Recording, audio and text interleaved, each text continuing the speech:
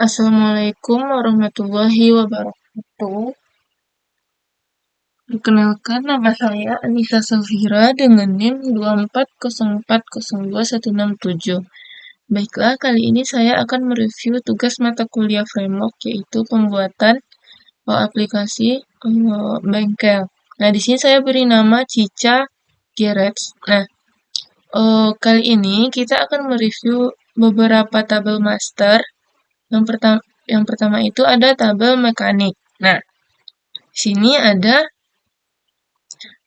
data-data dari tabel mekanik yang sudah ada di database. Nah, gimana prosesnya bisa menampilkan data? Nah, kita langsung ke codingannya. Nah, yang pertama itu dari navbarnya, app di sini saya beri nama.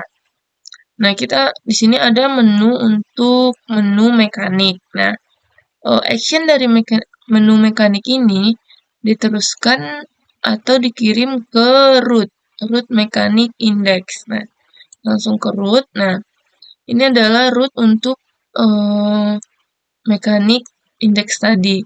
Nah, dari root ini dia dikirim ke controller mekanik.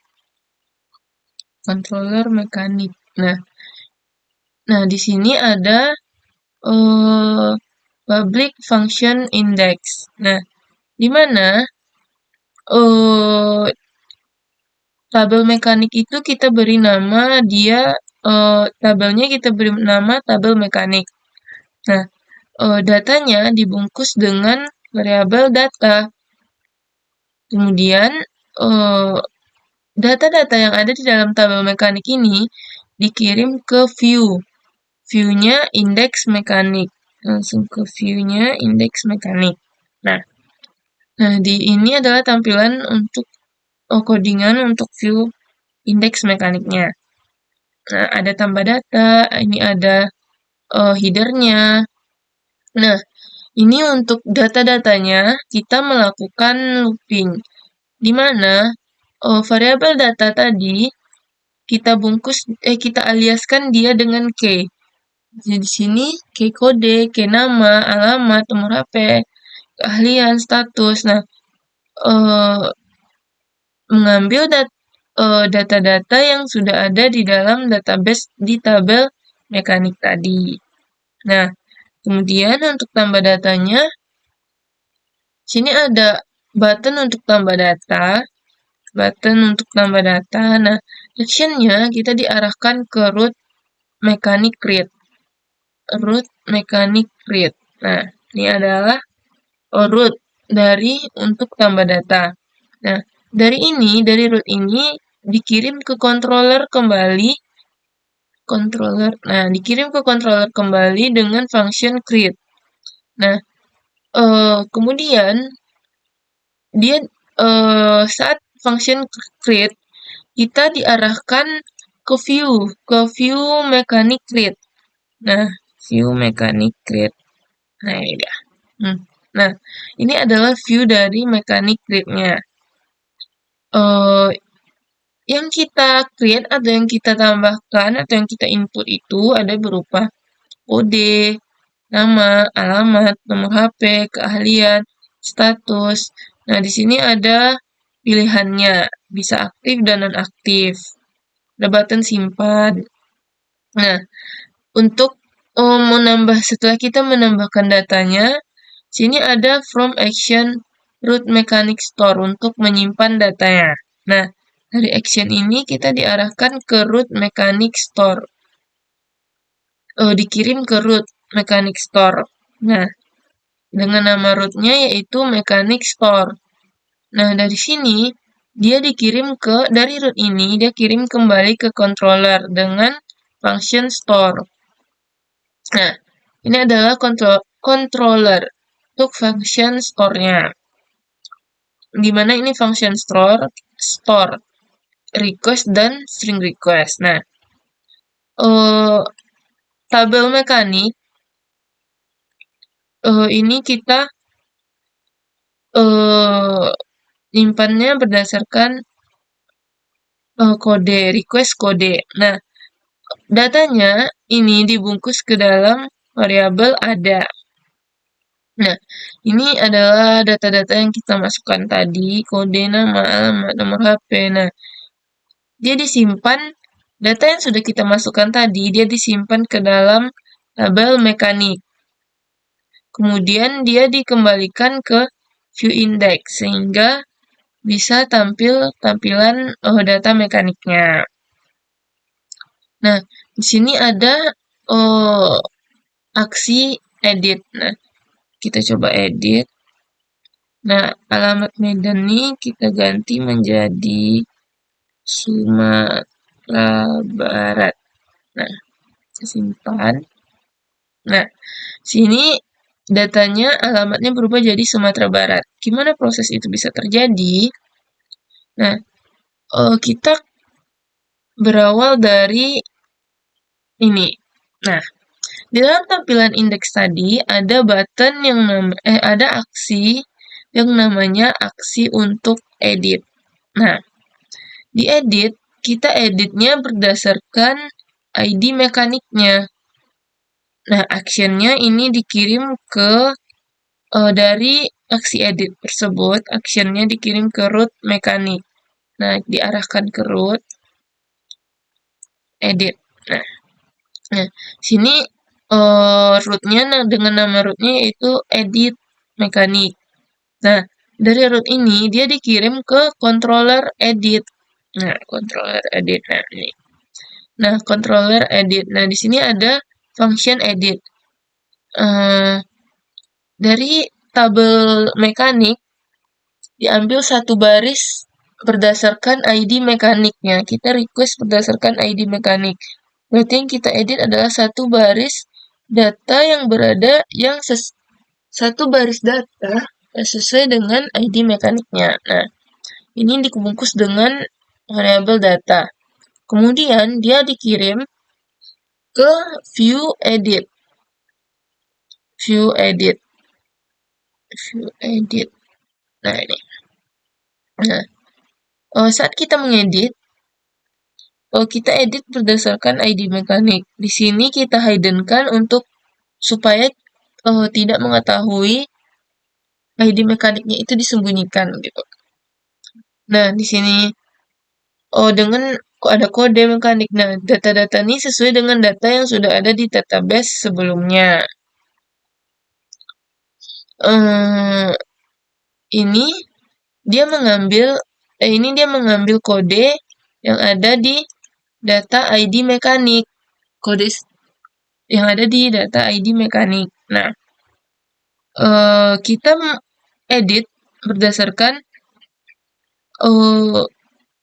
ID mekanik. Di sini ada actionnya update. Untuk mengupdate datanya, nah kita diarahkan ke root update. Update data berdasarkan ID mekanik. Nah, ini root untuk update datanya. Dari root ini kita dia mengirimkan ke controller update. Nah, sini ini ada public function update. Kita request update berdasarkan ID. Nah, ini data-datanya data-data yang ada di database sebelumnya, kemudian ini ID Nah, dari tabel mekanik dia diupdate berdasarkan ID mekanik yang dialiaskan dengan ID. Nah, kemudian dia menyimpan ke tabel mekanik data yang sudah diupdate tadi, diedit, dia disimpan kembali di tabel mekanik. Nah, kemudian dan dibungkus dengan variabel data. Nah, dia setelah kita pencet simpan tadi, dia mengirimkan ke view indeks mekaniknya. Dia kembali ke tampilan indeksnya lagi. Nah, di sini juga ada aksi hapus. Nah, coba kita hapus. Oke. Nah, gimana proses hapus itu bisa terjadi? Nah, kita balik ke indeks mekanik. Nah, Di indeks mekanik ada yang namanya from untuk menghapus data. Sama seperti edit, kita menghapus data berdasarkan ID mekaniknya. Oh, ini ID mekanik. Terus actionnya diarahkan ke root hapus. Root hapus. Nah, ini adalah root hapus dengan nama root yaitu hapus. Nah, dari root ini dia dikirim kembali ke controller function hapus. Nah, ini public function hapus. Nah, nama functionnya yaitu hapus.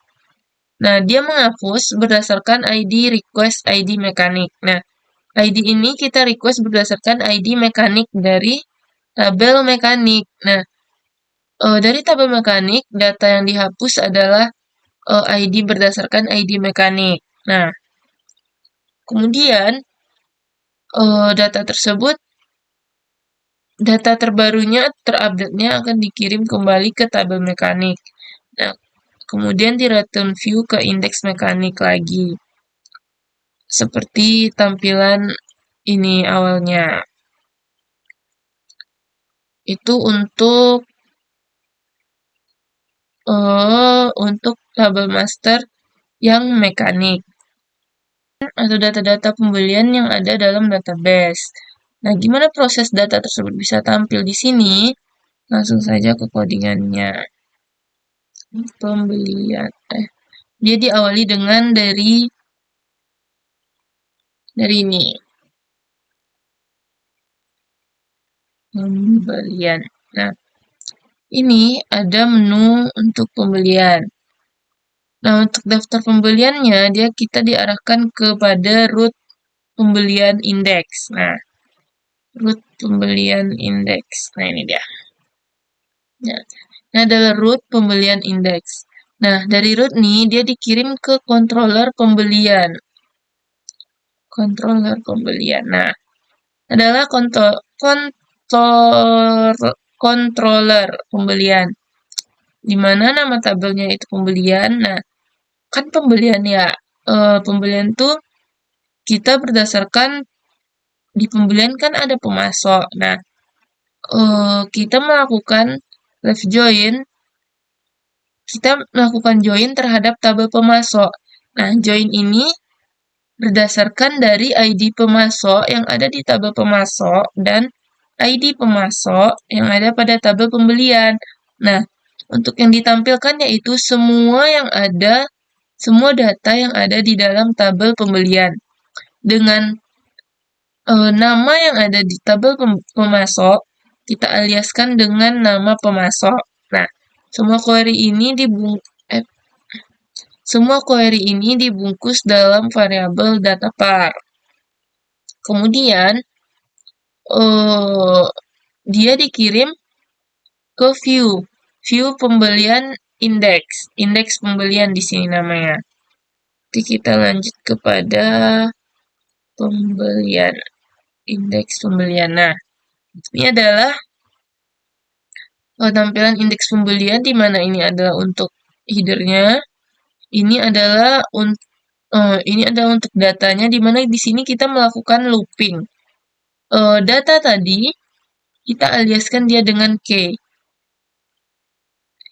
Mengambil data-data yang ada di dalam database. Nah, saat tambah di sini juga ada button untuk aksi edit dan aksi hapus. Nah, ini ada untuk menambahkan daftar pembelian. Di actionnya, kita diarahkan ke root pembelian input. Root pembelian input. Nah, ini dia.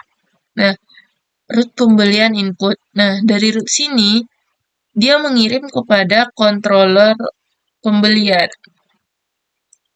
input. Nah, ini input pembelian. Nah, di sini kan di input pembelian itu ada nomor bukti. Nah, gimana nomor bukti? Nah, di situ nomor buktinya akan secara otomatis ada. Kita coba. Misalnya kita mau tambah data untuk pembelian. Nah, sini nomor buktinya otomatis. Nah, kita tinggal mengisikan nomor fakturnya, misalnya ASN 123. Nah, ini pemasoknya kita bisa pilih misalnya dari UD Teknik Sejahtera, keterangannya beli ban, bisa pilih barangnya ban. Nah, ini kuantitinya 1, harganya 120. Nah, kita simpan pembelian. Hasil disimpan. Nah, pembelian. Nah, ini adalah pembelian yang baru saja kita lakukan tadi. Gimana nomor buktinya ini bisa otomatis? Nah, di sini kita nomor bukti kita beri di awalnya itu PB. Ini alias yang saya gunakan untuk pembelian. Nah, ID user, di mana ID usernya ini sudah ditetapkan dengan 001. Dan ini dia otomatis berdasarkan tanggal, bulan, hari, jam. Nah, di sini kita karena dia ada tadi itu masukin barang, nah kita udah gunain 2 tabel pemasok dan tabel part dan jasa. Nah, kemudian dia dikirim ke view pembelian, input pembelian. Nah, kita masuk ke view pembelian, input pembelian. Nah, input pembelian. Nah, ini adalah input pembeliannya. Nah, ini adalah headernya. Headernya ada isinya nomor bukti, dari nomor bukti yang otomatis. Ini tanggalnya, nomor faktur, ada pemasok, ini list pemasoknya. Nah, di pemasok itu mengambil data yang ada di tabel pemasok. Keterangan, nah untuk detail barang, ada barang, quantity, harga, dan aksi. Terus saat kita input barang ini, jadi kita diarahkan ke root simpan.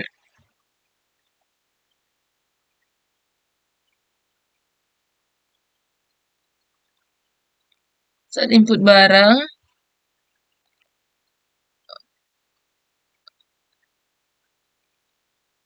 simpan, root simpan.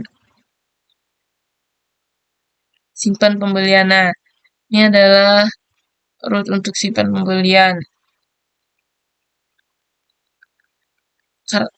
Setelah kita menginputkan pembeliannya di sini, seperti yang kita inputkan itu ada nama pemasoknya, tanggal, nomor bukti, keterangannya, barangnya, pajak. Nah, saya kirim ke root simpan. Nah, dari root simpan ini dia mengirimkan kepada controller. Nah, ini adalah controller untuk function simpan. Di mana untuk headernya dia disimpan di tabel pembelian. Ini untuk header pembeliannya. Nah, ada nomor bukti, tanggal, nomor faktur, ID pemasok, dan keterangannya. Nah, untuk stok, untuk stok, request-nya di sini kita aliaskan dengan R. Nah, kuantitinya ibaratkan dengan quantity, harga. Nah, untuk subtotalnya dia itu berapa kuantitinya dikali dengan berapa harga per kuantitinya.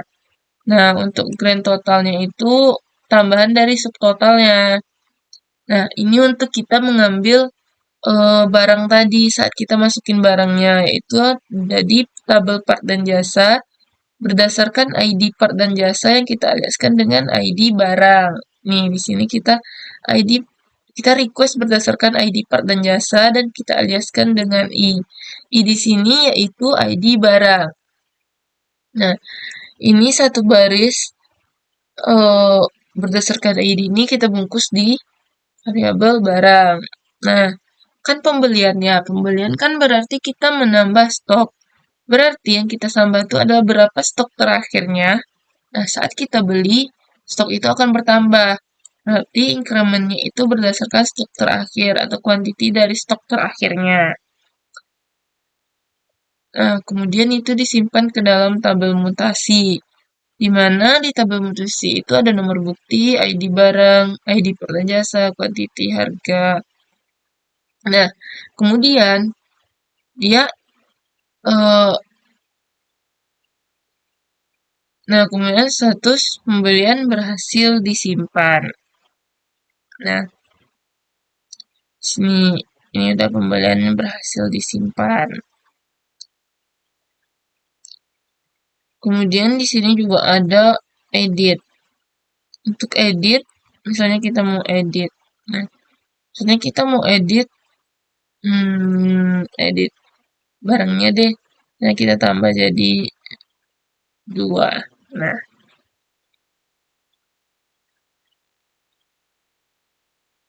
jangan barang deh. Misalnya edit pemasoknya kita jadi Budiman. Update pembelian. Nah, ini di sini sudah jadi Budiman untuk pemasoknya. Gimana proses itu bisa terjadi?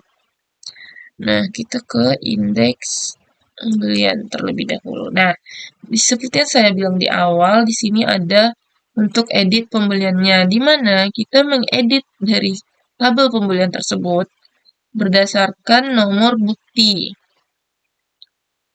Jadi kuncinya kita mengedit berdasarkan nomor bukti.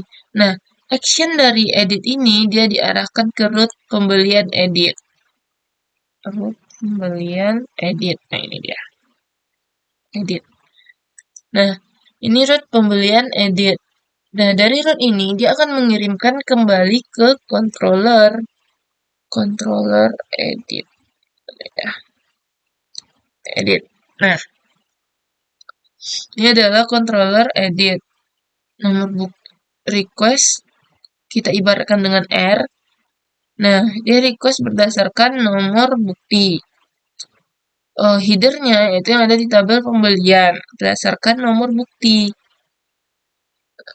Terus ini ada detail barangnya, detail barang apa aja. Terus kemudian dia dikirim ke view edit pembelian. View edit pembelian. Nah,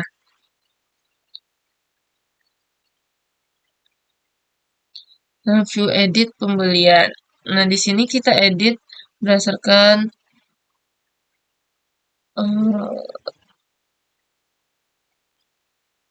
edit. Nah, kita ngedit ini headernya, ini dia jadi pas kita edit tuh data yang sebelumnya tuh ada. Kita tinggal ngeditnya. Nah, sama juga untuk pemasok, keterangan, detail barang, seperti yang udah dicoba pas ngedit tadi. Nah, setelah edit ini, kita diarahkan ke root update. Nah, di sini kita menggunakan JavaScript agar harganya tadi tuh otomatis muncul gitu. Nah, ini kita diarahkan root pembelian update. Nah, ini root pembelian update. Nah, di sini dari root pembelian update ini saya diarahkan ke mengirim ke controller. Controller update. Nah, controller update. Dimana dia jika kita mengeditnya itu yang kita edit adalah barangnya, jumlah barangnya. Nah, dia akan kembalikan dulu stok lamanya sebelum kita yang stok sebelum kita stok awalnya lah gitu. Berdasarkan nomor bukti. Berdasarkan nomor bukti. Nah, kemudian dia mengirim forex atau ini berdasarkan di tabel part dan jasa untuk ini untuk stok di part dan jasanya. Nah, misalnya kita update header, update tabel pembelian ini berdasarkan nomor bukti. Nah, kita boleh update. Kemudian simpan detail baru setelah yang diupdate. Tabel mutasinya juga terupdate karena sudah apa yang kita update juga terupdate ke tabel mutasi. Kemudian dia datanya akan terupdate dengan nanti yang tampil jadinya data terbaru. Nah, di sini juga ada hapus. Coba kita hapus. Nah, gimana data ini bisa terhapus? Kita kembali ke indeks pembelian. Nah, di sini ada button hapus. Di mana kita diarahkan ke root pembelian hapus. Nah, ini dia root pembelian hapus. Nah, dari root ini dia akan mengirim ke controller. Controller hapus. Nah, ini controller hapus. Nah, kita hapus berdasarkan nomor bukti.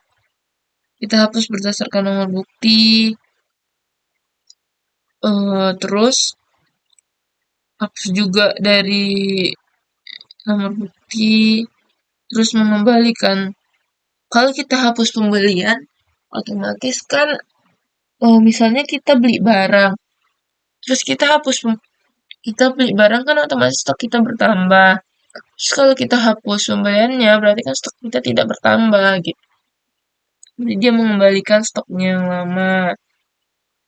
Nah, diarahkan ke pembelian indeks. Setelah kita hapus, dia juga menghapus mutasi, hapus header. Nah, jadi nanti dia akan balik ke tampilan ini. Nah, mungkin segitu yang dapat saya review dari tugas framework kali ini. Lebih dan kurangnya saya mohon maaf. Terima kasih. Assalamualaikum warahmatullahi wabarakatuh.